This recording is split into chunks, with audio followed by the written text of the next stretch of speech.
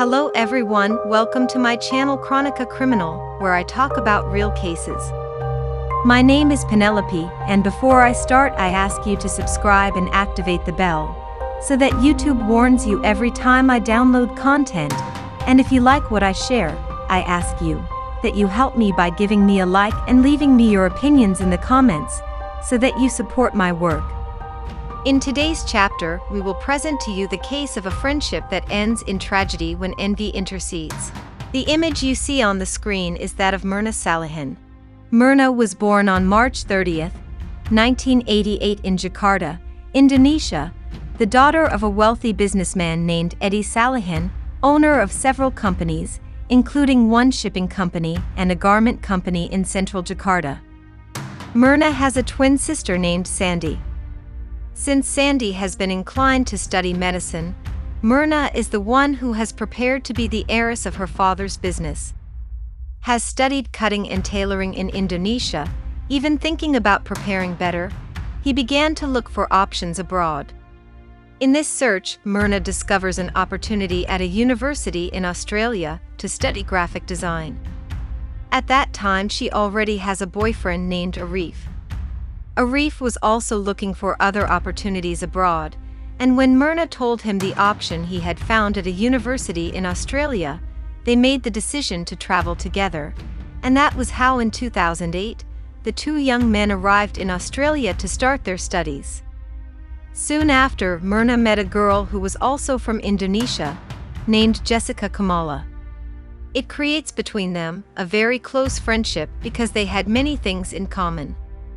Jessica's father is also an important businessman in Indonesia. In addition, they shared many tastes, and this made the friendship very special, getting to spend a lot of time together. When they finished school, Jessica decided to stay in Australia because she received a job offer at a major company. But Mirna and Arif returned to Indonesia to marry. Thus, in mid-2015, Mirna and Arif are married in Indonesia, in a great ceremony that was reported in several local media in the country. After their honeymoon, Mirna and Arif decide to travel to Australia for sightseeing, and take advantage of meeting the friendships they left, especially Jessica, because Mirna was noticing that communication between them had weakened. Jessica communicated less and less, and when she did, she was no longer as open as she used to be, so Mirna thought that going to see her would be ideal to strengthen the bonds of their friendship. When Mirna and Jessica are reunited in Australia, Mirna realizes that her friend was in a somewhat violent relationship with an Australian man named Patrick, and that he was apparently physically and psychologically abusing her. As Mirna used to be very direct, she tells Jessica that this man was not suitable for her, that he was violent, and besides mistreating her, he did not have at that time a stable job or goals in life. So Mirna insisted that Jessica leave that relationship, so Jessica ended up leaving Patrick. Mirna and Arif returned to Indonesia to continue their life projects. However, Jessica's life in Australia became complicated. She lost her job and became depressed to the point of attempting suicide on several occasions. He also had an accident in which he crashed his car into a tree for driving under the influence of alcohol. As a result of all these things, Jessica, although she already had the status of resident in Australia, decides to return to her country Indonesia to start anew with her family. On January 6, 2016, Jessica was already at her parents' house in Indonesia. He planned to meet with Mirna and two other friends. However, only Mirna and Hani stayed with Jessica for coffee at the Oliver Cafe in Jakarta's Grand Indonesia Mall. Then they would go to dinner somewhere else. Although some media report that the appointment was at 5 p.m. However, from what could be seen on the security cameras, Jessica arrived at 2:30 p.m. at the mall.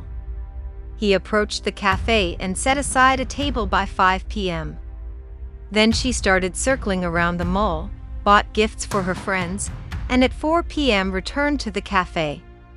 She wrote to her friends to tell her what drinks they wanted to drink, to order them earlier and to be ready when they arrived at the place.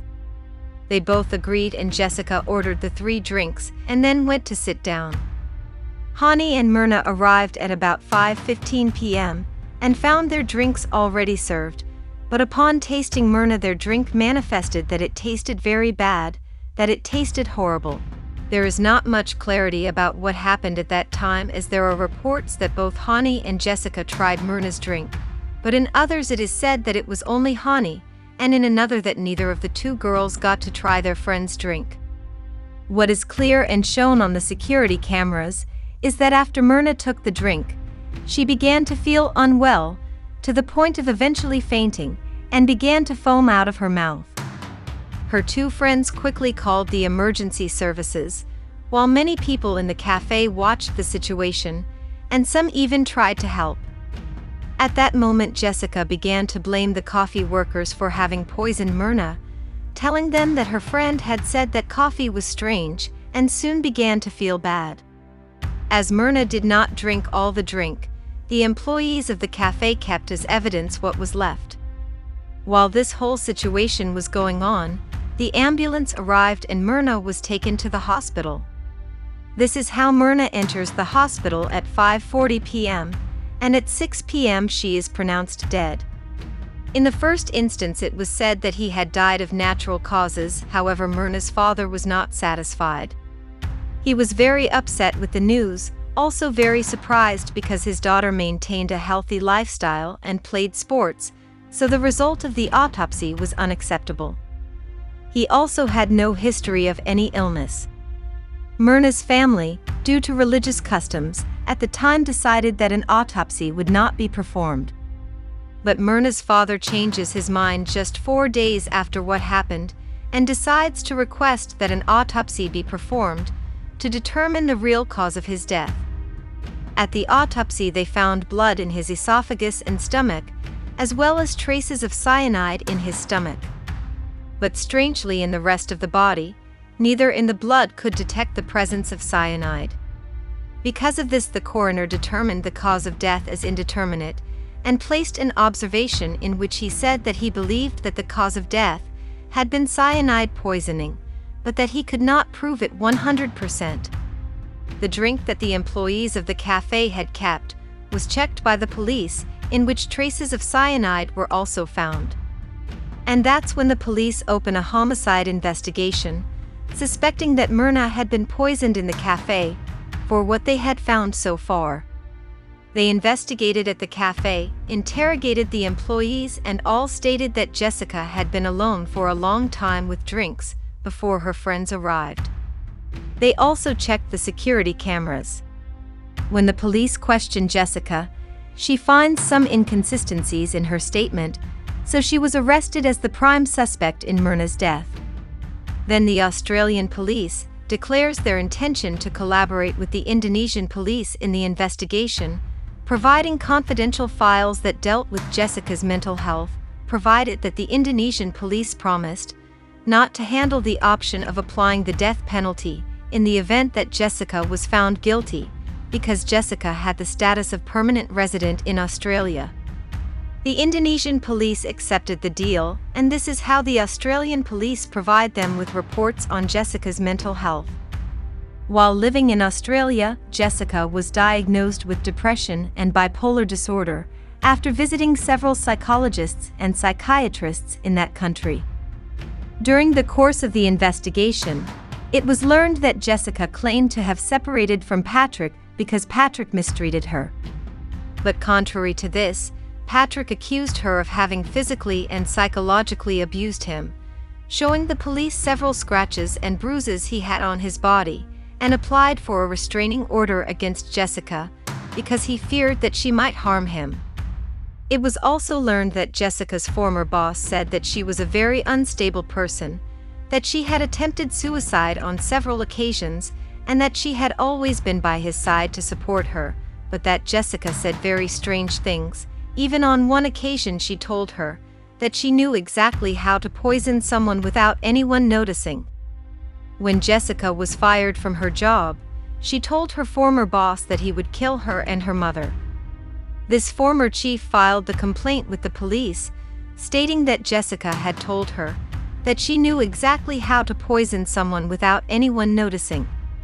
Like Patrick, she also filed for a restraining order against Jessica. This statement from Jessica's former boss was of great importance at the trial. Jessica's parents hired a celebrity lawyer to represent her at trial. They were sure that this lawyer would get their daughter acquitted of all guilt. While Jessica constantly repeated that she was innocent and that she would never hurt her friend Mirna. The trial was highly media savvy and followed by many people in both Australia and Indonesia.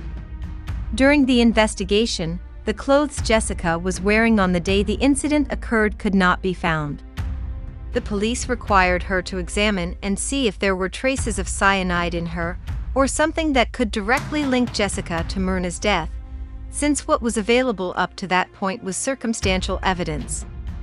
No relevant information was obtained from the cafe's security cameras, as Jessica chose a very strategic place to sit.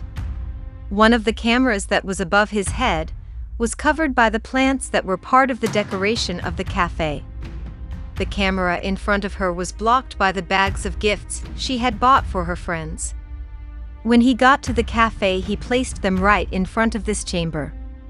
The cafes placed them behind these bags, so you can only watch Jessica move back and forth, but since the bags were blocking the camera, you can't really determine exactly whether or not she handled the drinks, so it's not hard evidence.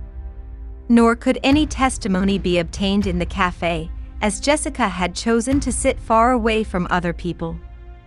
So far there was only circumstantial evidence. The trial went on rather slowly. The police had in favor of the fact that Jessica had arrived very early to the appointment, given that it was supposedly at 5 o'clock in the afternoon.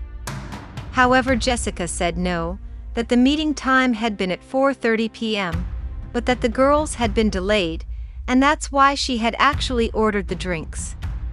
There was no way to check what time they had stayed, as they had done so through call and not messages. Something that weakened Jessica's credibility is that whenever she left the courtroom, she was very cheerful with reporters. I enjoyed the attention I was getting with all the media that came to be the trial, and the police realized this. Jessica was constantly contradicting herself. In her first statement, she said that she and Mirna had stopped communicating for a while. And that on top of that, during Mirna's trip to Australia, they had quarreled because Mirna disagreed with the relationship she had at the time. She even went so far as to say that Mirna had practically forced her to leave her boyfriend Patrick, and that this had hurt her a lot. However, at the trial she said quite the opposite, that they were very good friends, that they had never stopped talking, and that she would never do something like that to a person she considered practically her sister. The trial lasted 6 months. Among the testimonies were 3 coroners who examined Mirna's body, and none of the 3 could give a real cause of death, but all agreed that cyanide poisoning was most likely. None of the 3 could explain how only cyanide had been found in Mirna's stomach. When the police give their hypothesis, they conclude that Jessica had done it all out of envy. Because he felt that Mirna's life was better than hers, and that he would never get to have everything that Mirna had. A husband who loved her, a good job, and a great inheritance. To which Jessica's defense responded by saying that she too would receive a great inheritance, because she was the daughter of a very wealthy man. The jury gave a verdict that was approved by the judge. They found Jessica guilty of Mirna's murder. They said she had put cyanide in her friend's drink, and that after drinking it she had died. That's how Jessica was sentenced to 20 years in prison. In Indonesia there were many people who supported her, and many people who also believed her guilty. Jessica requested the appeal but was denied. Mirna could never have imagined that going to be reunited with her friend would lead to her death, and that this would be her last day alive. Well friends, I say goodbye to you. I hope that the case I brought to you today has been to your liking. Again, I ask you to subscribe to my channel, activate the bell, give it I like it if it is the case, and leave me your opinions in the comments or if you want me to bring you a particular case. Thank you to the entire community that follows Emmy. See you in the next chapter of Criminal Chronicle.